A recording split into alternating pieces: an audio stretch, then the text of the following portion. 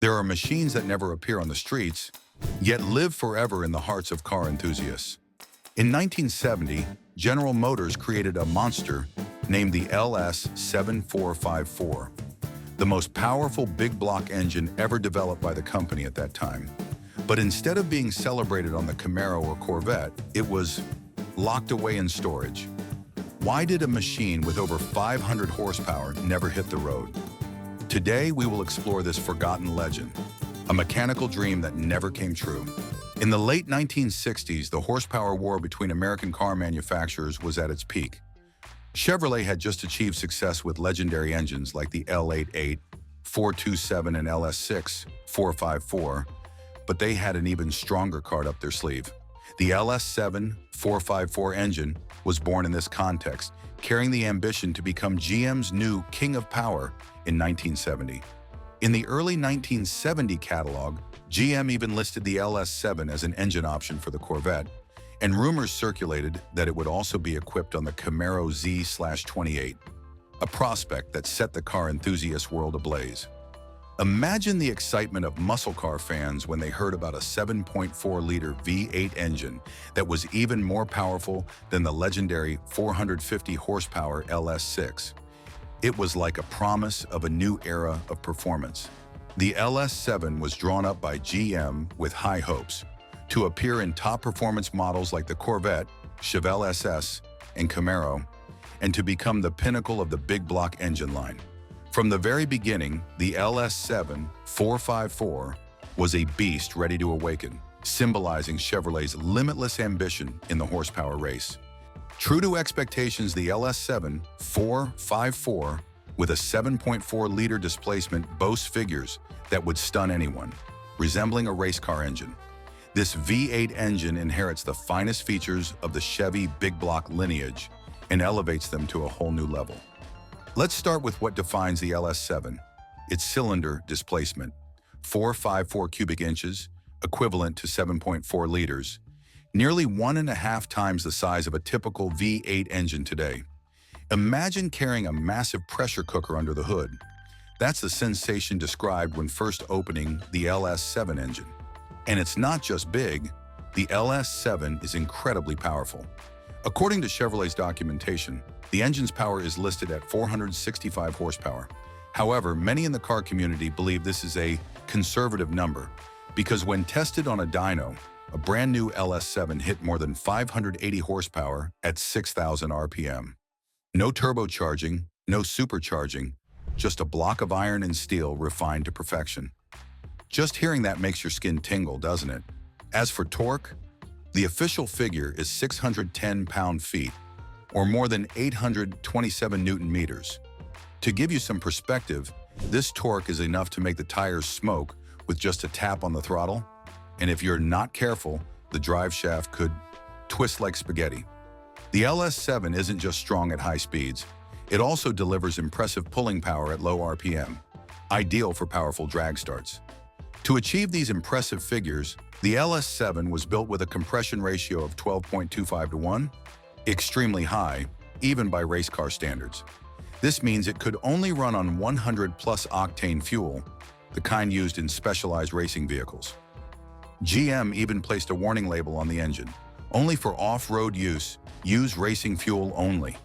Clearly, the LS7 was not made for the quiet streets. It was born for speed, for drag strips filled with the burning scent of rubber and leaded fuel. Next is the lungs of the engine, the intake and exhaust system. The LS7 uses rectangular port cylinder heads, a high-performance head with 2.19-inch intake valves and 1.88-inch exhaust valves, nearly the largest in the big block world at the time.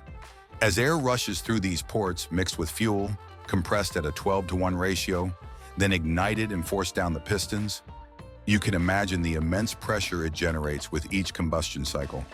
The engine is also equipped with a solid lifter camshaft with extremely high lift and large valve timing, almost a direct copy of the cam used in the ZL 1427 engine. This design allows the LS7 not only to pull strong, but also to achieve peak power at high RPM, a characteristic common in drag racing engines. Inside, the LS7 is a technical masterpiece, A forged steel crankshaft, heavy-duty connecting rods, high-dome forged aluminum pistons, all designed to withstand immense pressure, like a bodybuilder hidden beneath a suit. In short, the LS7 is not just an engine. It is Chevrolet's declaration of power, the result of an era with no limits, where horsepower was glory and every blast from the combustion chamber was a roar of freedom. It's no surprise that car enthusiasts still refer to the LS7 as the engine of dreams that never came true. With all that has been described, the exceptional power, immense torque, and finely crafted technical design, no one would have imagined that the LS7 454 would never appear in any mass-production Chevrolet model. But that was the reality. And here's the most heartbreaking part. Chevrolet had once planned to put the LS7 in the second-generation Camaro Z/28, set to debut in 1970. You're not mishearing. They seriously considered fitting their most powerful big block 454 into a mid-size pony car. The Camaro Z28, which was known as the high-performance version of the Trans Am race car with a small block 302 CI engine. This meant that the Z/28 would transform from a corner-carving warrior into a straight-line speed monster, capable of crushing every competitor on the streets and drag strips. Why such a bold idea? At the time, the Trans Am Racing Series began tightening its engine displacement regulations, and Chevrolet was no longer interested in keeping the Z/28 limited to a 5.0-liter engine. Instead, they wanted to turn the Z28 into a new symbol of power, a top-tier Camaro that would not only be fast in the corners, but dominate on the straights as well. And to do that, there was no better option than the LS7 454. According to numerous internal documents and sales brochures from early 1970, the 454/465 horsepower engine was once listed as a potential option for both the Corvette and Camaro. Some engineers even confirmed that prototype Camaros were fitted with the LS7 to test its performance. Everything seemed ready to take the Z/28 into a new era, with immense power and an iconic roar. But then, everything came to a halt. The LS7 was never put into mass production, and the 1970 Camaro Z/28 ended up using the LT1 350 CI engine, 360 horsepower. Powerful, but never reaching the destructive level that the LS7 promised. Why? The answer lies in a series of invisible walls that began to rise in 1970. Stricter emissions regulations, the shift to unleaded fuel, pressure from insurance companies, and even internal strategic calculations. GM knew that if the LS7 appeared in the Camaro, a mass-market sports car, it could overshadow the Corvette. They also knew that a Camaro with a 454 engine, a 12-to-1 compression ratio, and running on race fuel would be nearly impossible to sell to the general public. Not to mention the sky-high insurance premiums, and the car would be nearly unusable for everyday driving. And so, after the drawings, after the specs, and even a few prototype tests, the plan to equip the Camaro Z/28 with the LS7 was officially scrapped. No grand announcements, no formal farewells.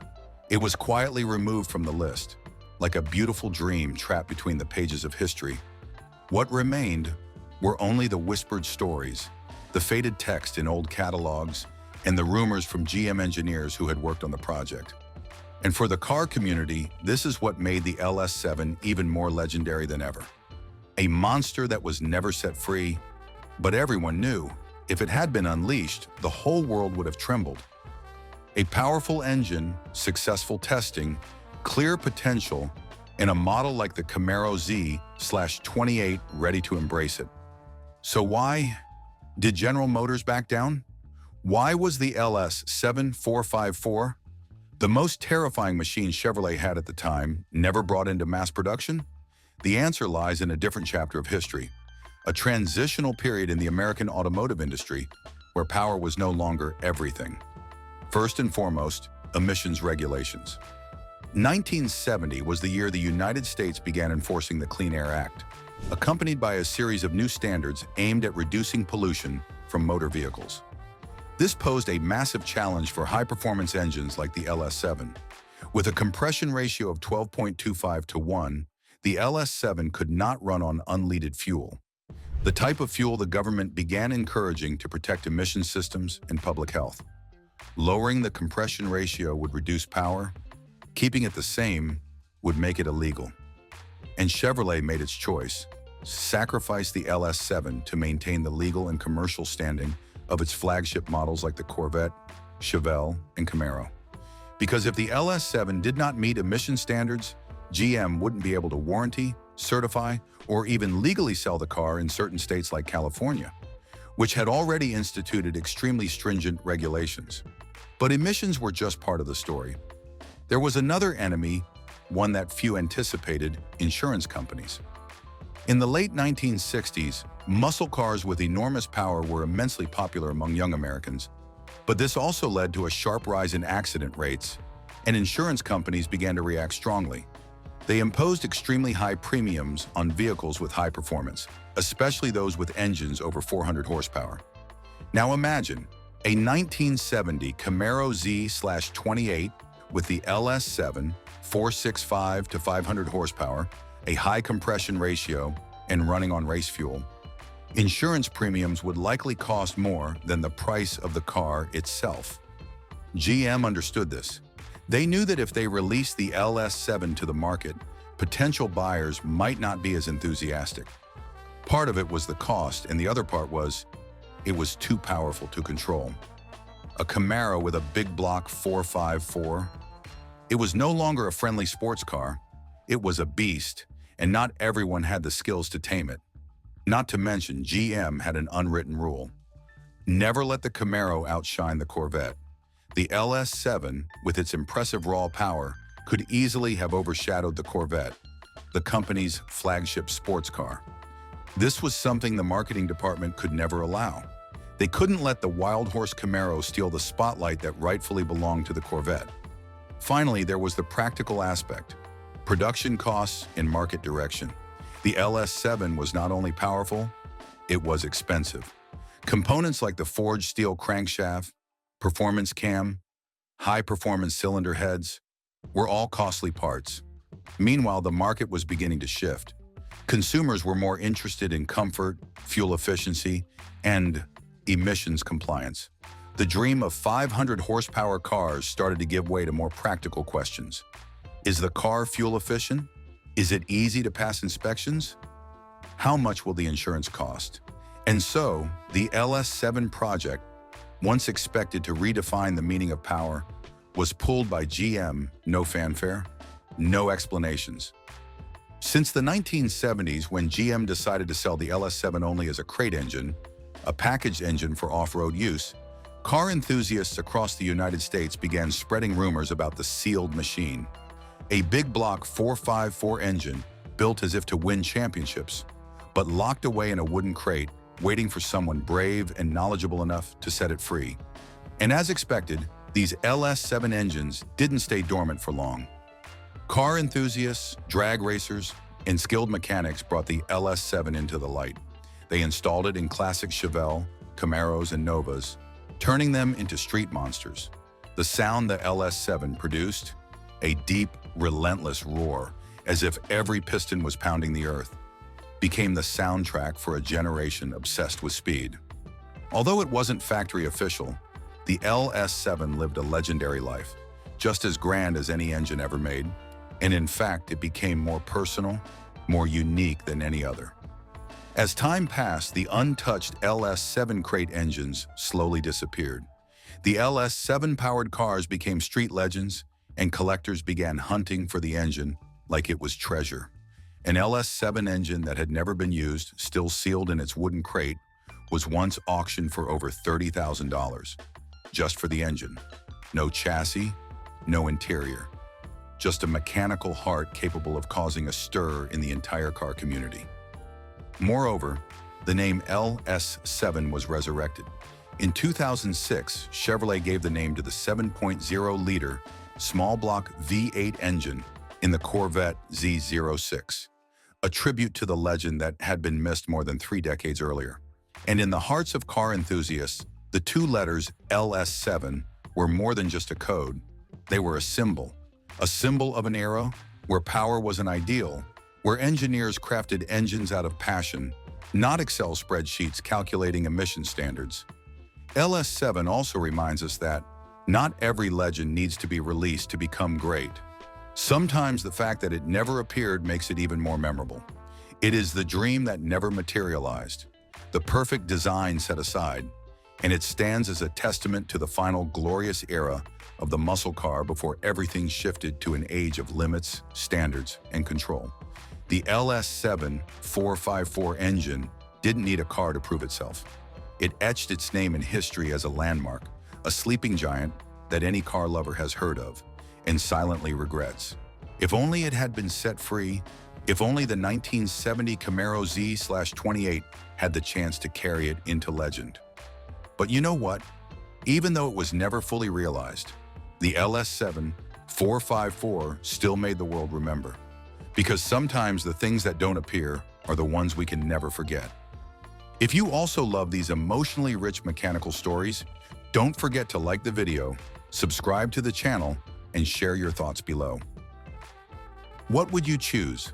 An LS7 that was produced, or an LS7 forever legendary in imagination? See you in the next video.